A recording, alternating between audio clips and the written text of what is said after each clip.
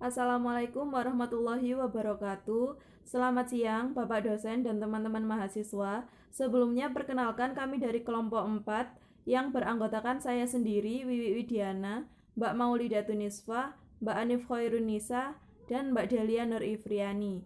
Di sini kami akan mempresentasikan materi bioteknologi lingkungan.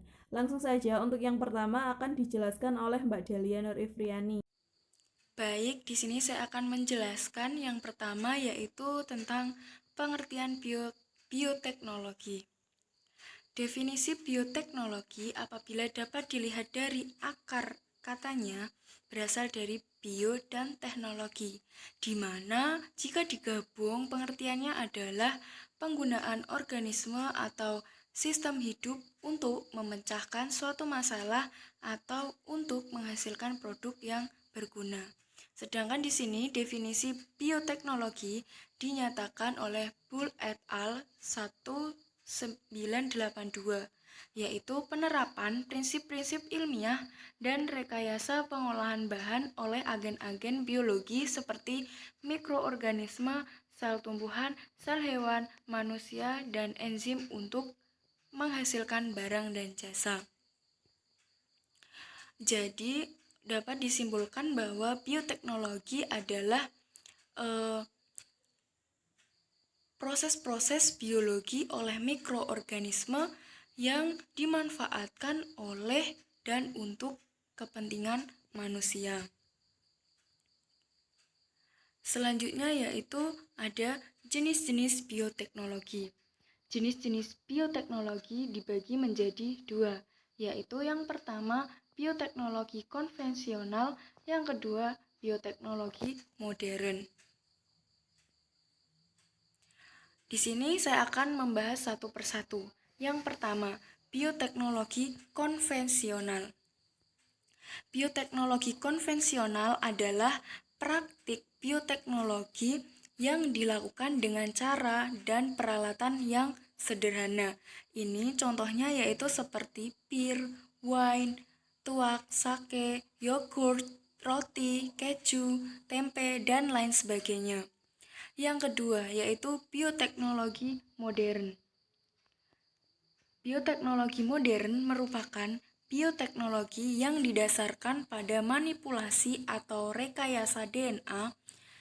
Selain memanfaatkan dasar mikrobiologi dan biokimia, penerapan bioteknologi modern juga mencakup berbagai aspek kehidupan.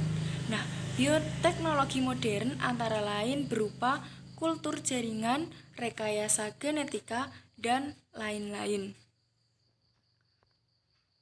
Selanjutnya, sedangkan menurut cabang ilmu bioteknologi, diantaranya diasosiasikan dengan warna, yaitu ada bioteknologi merah atau red bioteknologi, 2. Bioteknologi putih atau abu-abu white or gray biotechnology. Yang ketiga, bioteknologi hijau atau green biotechnology. Yang keempat, bioteknologi biru atau blue biotechnology. Nah, yang pertama, bioteknologi merah merupakan cabang ilmu bioteknologi yang mempelajari aplikasi bioteknologi di bidang medis. Di sini cangkupannya meliputi seluruh spektrum pengobatan manusia, mulai dari tahap preventif, diagnosis, dan pengobatan. Contohnya adalah pemanfaatan organisme untuk menghasilkan obat dan vaksin. Yang kedua, bioteknologi putih atau abu-abu adalah bioteknologi yang diaplikasikan dalam bidang industri seperti pertambangan dan produksi senyawa baru serta pembuatan sumber energi terbarukan. Dengan memanipulasi mikroorganisme seperti bakteri dan kamir atau ragi, enzim-enzim dan organisme yang lebih baik telah tercipta untuk memudahkan proses produksi dan pengolahan limbah industri. Selanjutnya yang ketiga, bioteknologi hijau atau green biotechnology.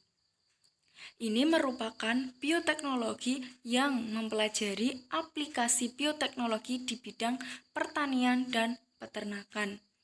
Yang keempat, bioteknologi biru atau blue biotechnology. Bioteknologi ini itu disebut juga bioteknologi akuantik atau perairan yang mengendalikan proses-proses yang telah terjadi di lingkungan akuatik atau perairan. Nah, contohnya adalah aquacultura dan salmon transgenetik. Baik, di sini saya akan menjelaskan tentang manfaat dan produk bioteknologi lingkungan. Bioteknologi dapat dimanfaatkan untuk perbaikan lingkungan.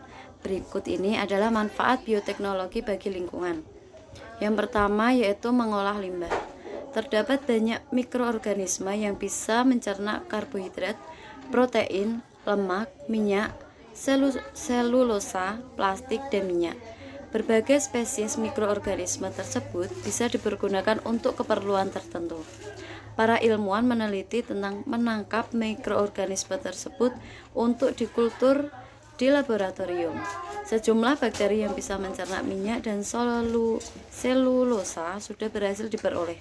Selama itu juga pernah adanya penelitian terhadap campuran mikroorganisme yang bisa mencerna sampah dengan cara yang lebih efektif. Yang kemudian yaitu manfaat dan produk bioteknologi lingkungan. Mikroorganisme pengolah limbah. Mikroorganisme dapat dimanfaatkan oleh kalangan industri untuk mengolah limbah.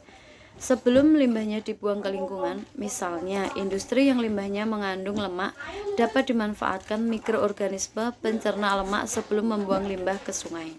Proses pengolahan limbah dengan metode biologi adalah metode yang memanfaatkan mikroorganisme sebagai katalis untuk menguraikan material yang terkandung di dalam air.